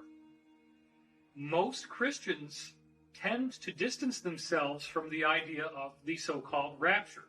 It is important to understand that the book of Revelation was something that happened to John of Patmos as a visionary, psychedelic type of dream. And as is the nature of dreams, there's a lot of symbolism in that report. So, for example, the frequent repetition of the number 7, such as 7 lampstands and so forth in the book of Revelation, actually refers to the 7 chakras of the human body, the 7 energy centers that we have that correspond to the 7 basic layers of the universe, or 7 densities. This is another thing that is described extensively in the Law of One. There are 7 primary planes of existence that correspond with these 7 grades of evolution that all intelligent life must go through, of which right now we're only at the 3rd, which would be the yellow center. So you have red, orange, yellow, 1st, 2nd, 3rd, green, which is 4th density, light blue, which is 5th density, dark blue, which is 6th density, indigo, or the crown chakra, which is purple, 7th density. And then you go back to pure white light, or intelligent infinity, the original identity of the creation that we all emanate from. Now, where I feel that conventional Christianity has missed some very critical data is when we look at the fact that the ascension that Jesus is describing is actually also predicted in almost every other global spiritual tradition on earth. This goes back to the work of 2 of the most prominent historians of the 20th century, Giorgio de Santillana and Hertha von Dechant. They wrote a book called Hamlet's Mill that was their magnum opus, where they tied together these legends from 35 different ancient civilizations on Earth, in which all of them had information regarding this 25,000-year cycle. I've said before that the 25,000-year cycle seems to end with a solar flash, a catastrophic event which also represents a distinctive spiritual activation for those on Earth who are ready to take advantage of it. So within these secret programs, scientists have become aware of what they're calling a galactic superwave. This wave is traveling through our galaxy and has multiple layers. They describe it as being a giant dust cloud, but with different energetic variables. What they had figured out is they had flown craft out to these locations, and when they did, the energy had a very strange effect on the consciousness of the inhabitants of those craft. People who were positive would bliss out, and people who had more of a negative vibe would become more so. And they described this as an end-time madness that is carried through this wave that travels through each solar system. And when it does, the leading edge acts as sort of a Christ consciousness that forces people to judge themselves and to deal with their own karma and traumas or experience end-time madness.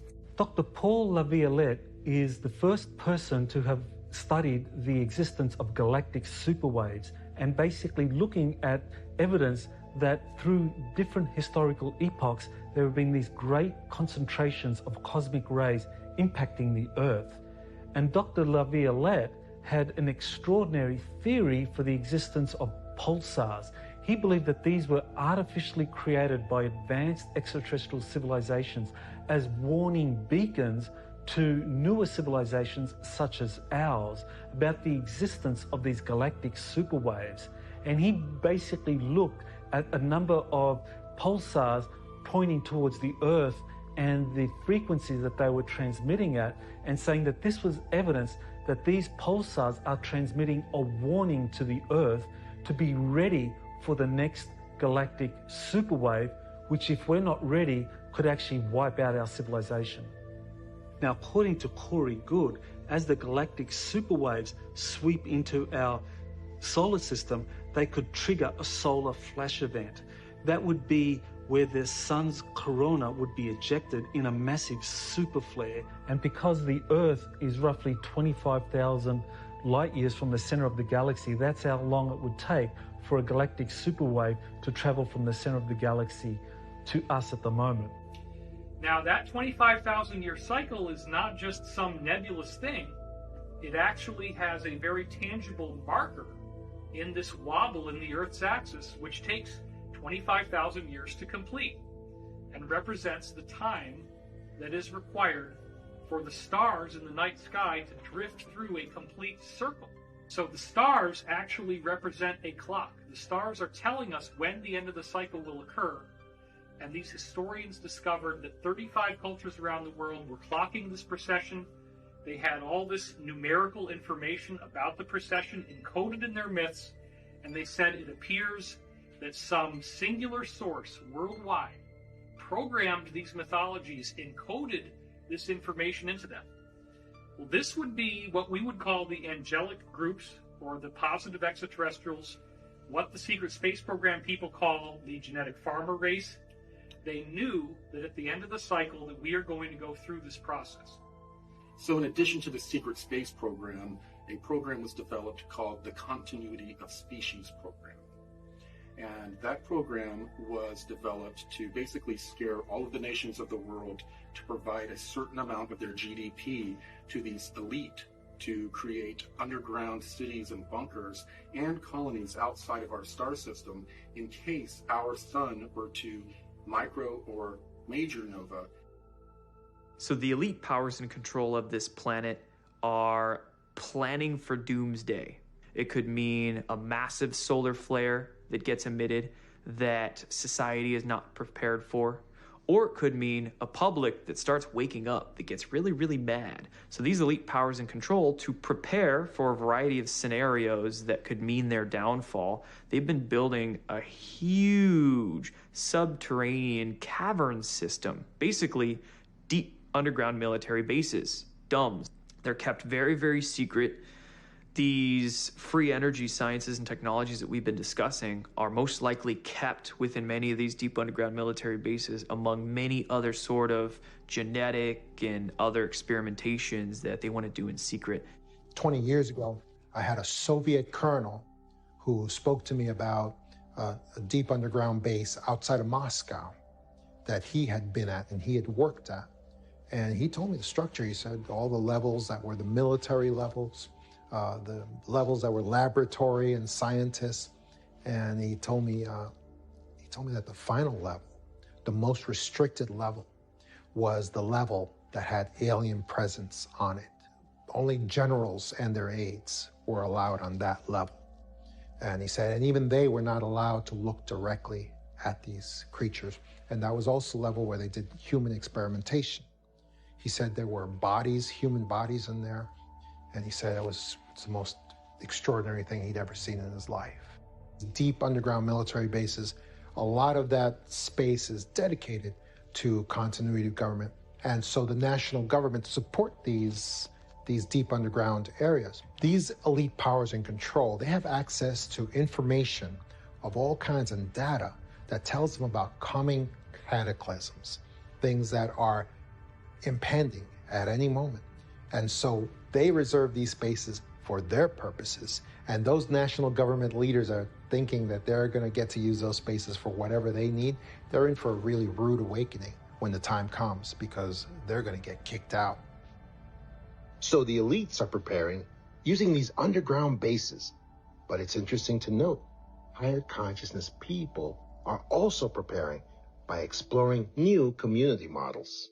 My name is Sasha Stone. I'm, I think, popularly known for having founded the New Earth Nation, which is a sovereign movement of conscious people, living men and women of the living soil, so to speak. And, well, the New Earth Project and the New Earth Blueprint, which is an ongoing evolutionary process, is emerging in direct proportion to the degree to which human beings are fed up and pissed off with the status quo.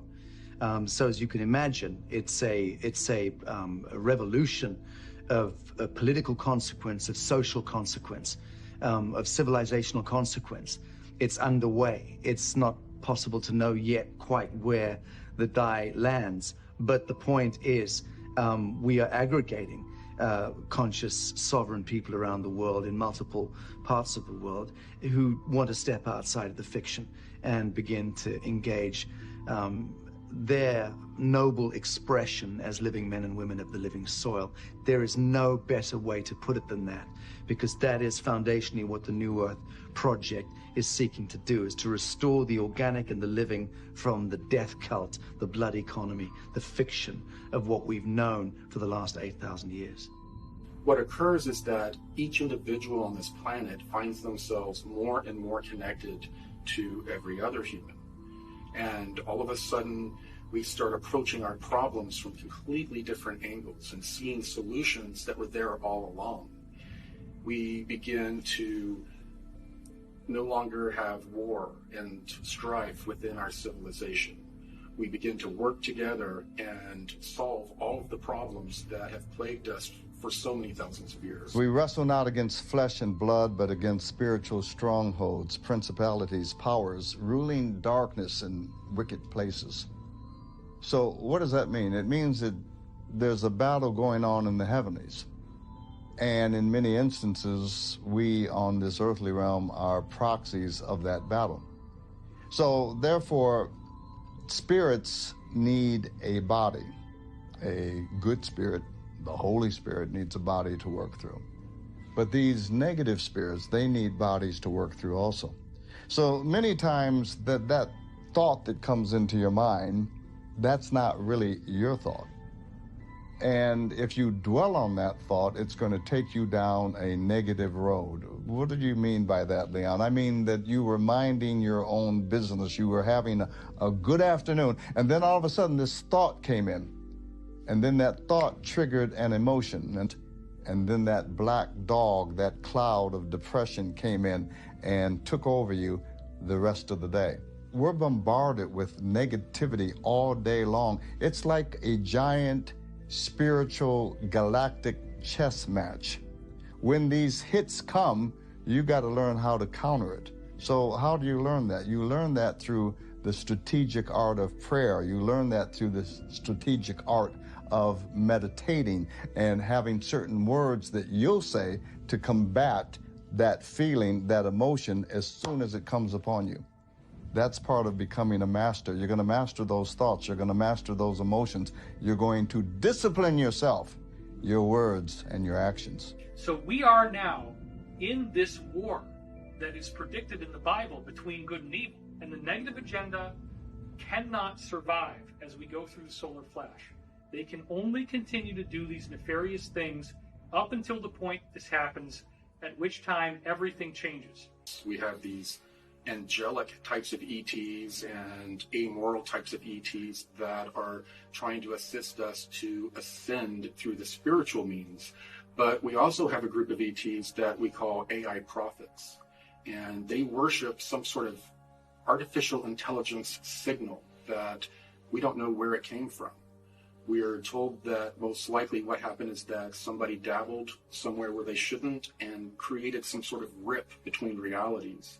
And in the reality where this AI signal came from, there was a mass consciousness that was an electromagnetic life form. And that electromagnetic life form bled into our reality, and because it's an electromagnetic life form, it is able to control and manipulate technology at will. They take those technologies and turn them on the biological species that created them. There are two major paths in the ascension process. One of them is an organic spiritual evolution, and the other one is a technological evolution. The easiest way to relate the technological evolution would be the trend of transhumanism that has developed on our planet as we have developed our technology. So in star system after star system, we have systems that are infested with artificial intelligence signals and actual technology taken over by this AI. What I've been told is that when we have this next micronova event, that the electromagnetic pulse that emanates is expected to destroy this entire AI signal and infrastructure that is in our solar system, thus freeing us from any type of influence from this AI. I was also told that at the end of every age, there is also a great revealing or apocalypse that occurs that reveals all of the secrets that have been hidden from humanity, and it's a part of the disclosure and ascension process. This so-called apocalypse is actually not gloom and doom. It's a rebirth. It's a rebooting. It's the beginning of a brand new age, a brand new dispensation. And after it occurs, truly there will be more peace on earth. Truly there will be more goodwill toward man and to one another. Truly there will be a whole new beginning. Actually, it's something to look forward to. Christianity, in the Bible at least, doesn't actually predict a solar flash per se. But let's remember that the four main books of the Bible that are containing the direct words of Jesus are Matthew, Mark, Luke, and John. All four of those core Gospels have direct ascension prophecies in them, in terms of Jesus actually saying, as it was in the days of Sodom and Gomorrah, so shall it be in the day of the Son of Man. Well, what does that mean? Sodom and Gomorrah ended with fire and brimstone raining from the heavens, right? So the end of the Son of Man features fire and brimstone raining from the heavens. That's the solar flash. That's the debris from the solar flash. Jesus also says, as it was in the days of Noah, so shall it be in the day of the Son of Man. Well, the day of Noah ended with a big flood.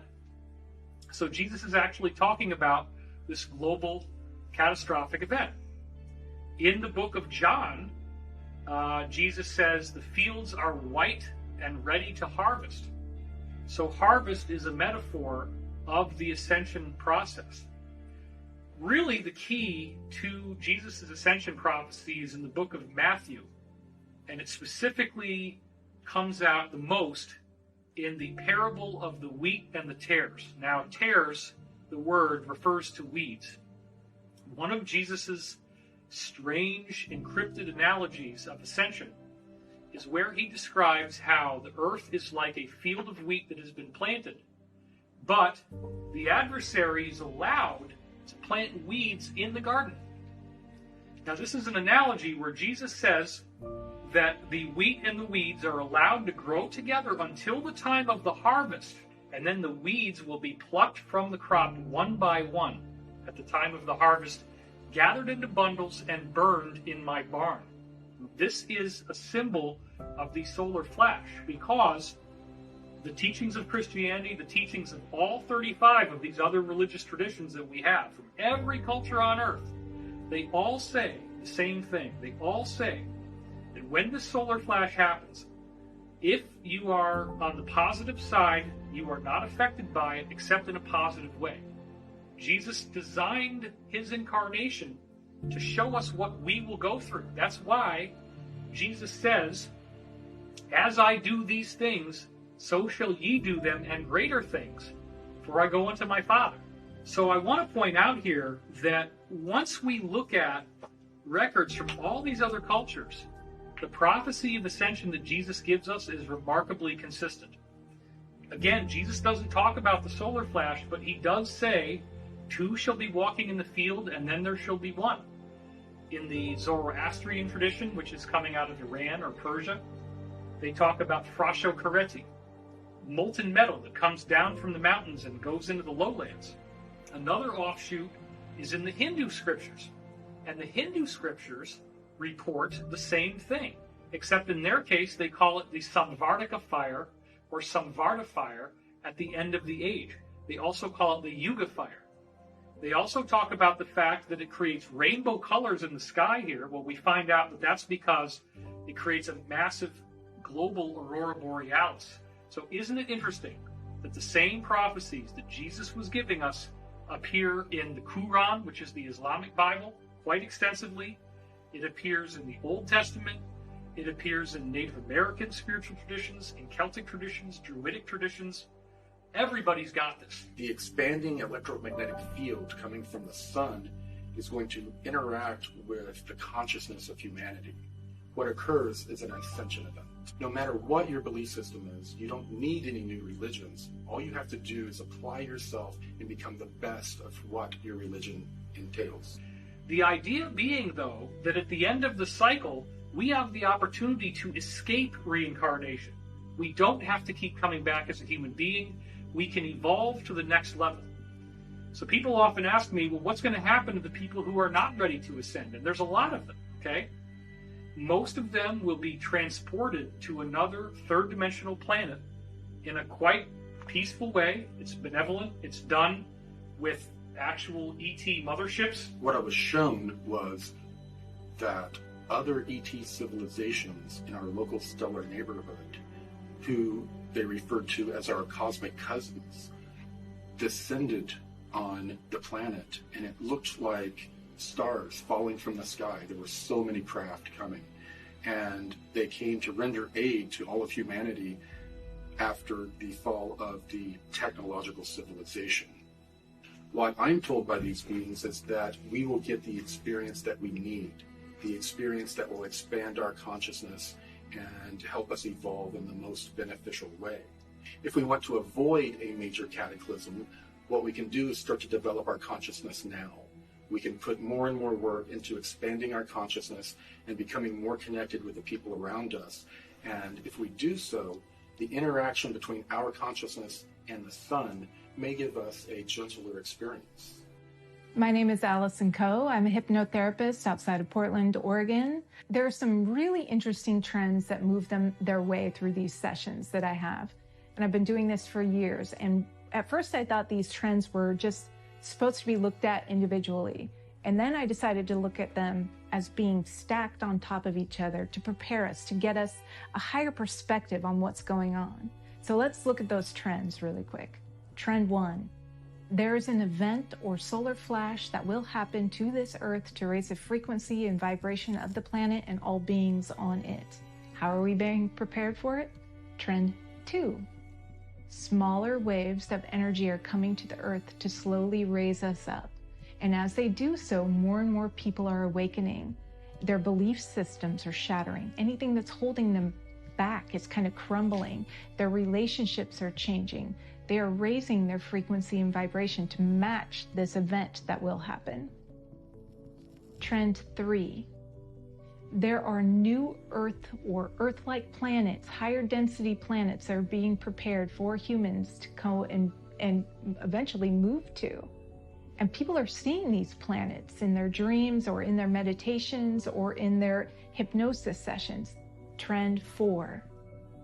There are ships gathering all around the Earth from all over the galaxy or universe or multiverse. There are ships here. People are seeing them. People are connecting to them. Trend 5. There are higher aspects of you that are connecting to you. There are ETs and higher density versions of you that are trying to give you information and speak with you and connect with you to help raise the frequency and vibration of you and the Earth. We might then ask, why are all these sessions happening? Why are all these people all over the world who are disconnected, who aren't connected in any way, shape, or form? Why are they getting all of these messages that have this similar trend to them? Is it some sort of indication that there's this craziness moving through the world? Are they all warped in some way? Or are we all being prepared for something big that's going to happen to this Earth? When we combine all this information together, what we see is that the ETs that are here now are predominantly benevolent. They would be angelic as we think of them. They are keenly interested in human spiritual evolution. We have a much smaller number of ETs that are evil. They would correspond with the demons that we see in various religious scriptures. Their goal is to try to take over the planet and dominate the planet. It does not appear in any way that they will succeed. It does appear that we are on an ascension timeline, that many more people will understand that by simply following the most basic principles of being a good person, service to others, being loving, being forgiving, taking time to be patient, and learning to love yourself as well as being loving to others. That's also a very important point. Self-forgiveness, self-acceptance. In forgiveness lies the stoppage of the wheel of karma. This is a core law of one quote. By being forgiving, by practicing forgiveness, you discharge the karma that would keep you reincarnating. you learn what you need to know from this earth school. There's something in your body and your mind and your spirit, because they all work together, that wants you to heal and be a whole person again. And I believe that it will set up the circumstances and the synchronicities in your life to guide you to exactly what you want, or exactly what you need to look at to heal. The body wants to be whole. It wants the whole energy field and the energy flow through the aura and the human body to be smooth and flowing. It doesn't want to be slamming up against these blocks in your body or in your consciousness. And it will keep working away at those blocks one way or another until you can find the way to heal so that energy can flow smooth again. And then you can be more seamlessly connected to the whole of the universe. If you really want to heal and you're willing to go wherever you need to go to heal, the universe will set up the synchronicities that will guide you to what you need to find out about yourself so that you can heal. It's not about what happens, it's about how we handle it and how we help those around us. And if you're watching this right now, you actually have the power to do that. And I think that's what people don't really understand, is that all of us collectively have the power to help one another no matter what's going on. Mm-hmm. Well, also on top of that, I think that when all of these things do get exposed, there's so many people in the mainstream society that are just going to be like, what is going on, you know? And they're going to look to not just us. I mean, the collective, yeah, everybody who's focusing on this for answers. But I think there's a divine aspect to this where we don't even know our own potential as human beings. My dear ones, this is not gloom and doom. This is not the end of the world. Ascension is the start of a new age. You are a son or a daughter of God Most High. It's who you are. It's what you are. The Great Spirit, the Great Source, the Alpha and the Omega. You are the son and the daughter of the Alpha Omega. If we were to unify, if we were to get over the fear and start living with hope and living with positivity, they wouldn't be able to feed off our negative energy anymore. Thus, I feel the question one should ask would be, how can I individually be prepared? What you have to do is believe in yourself and your healing and your light and your vibration. That's all the preparation you need at this point. You have to start being whole. Our bodies are made up of these trillions of atoms that are quantumly entangled not only to one another, but to everyone else. So in this ascension window, we're actually lifting the veil between life and death because we've gone through enough of these cycles that the polarity or the duality between life and death is beginning to thin.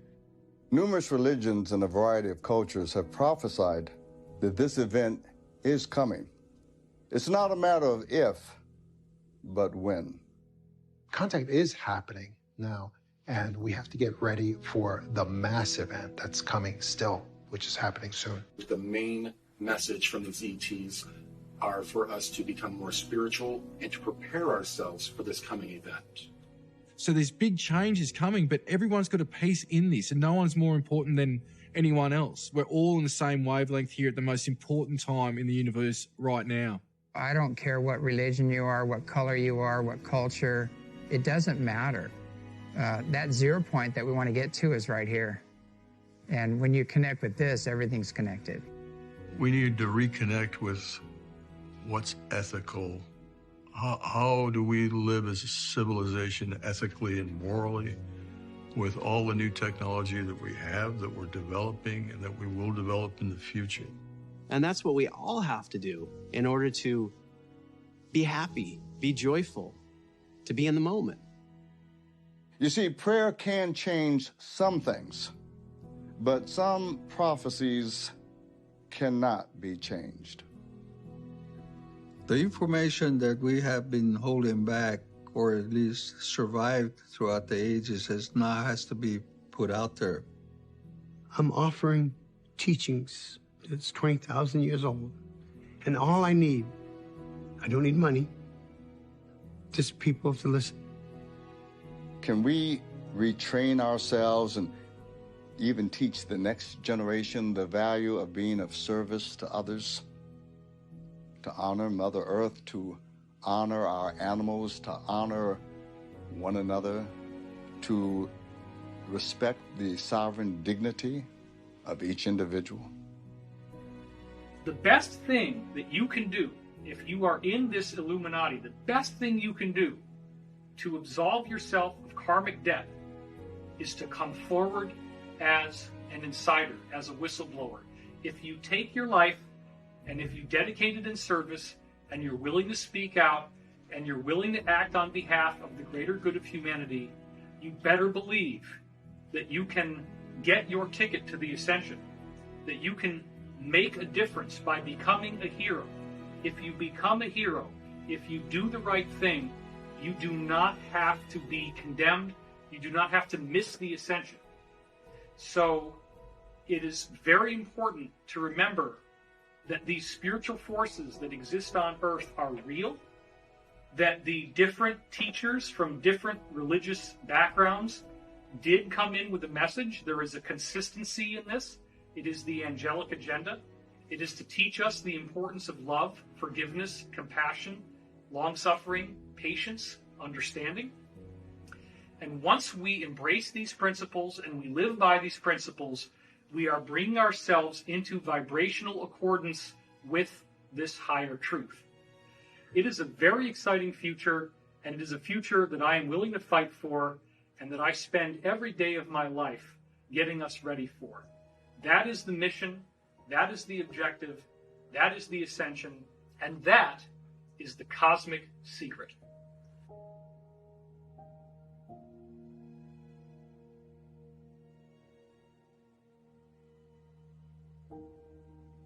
You are the conduit between the spiritual realms and the physical realms. You are the convergence of science and spirituality. The choice is up to each of us, but the answer is yours and yours alone. Will you choose fear or will you choose love? That is the only question.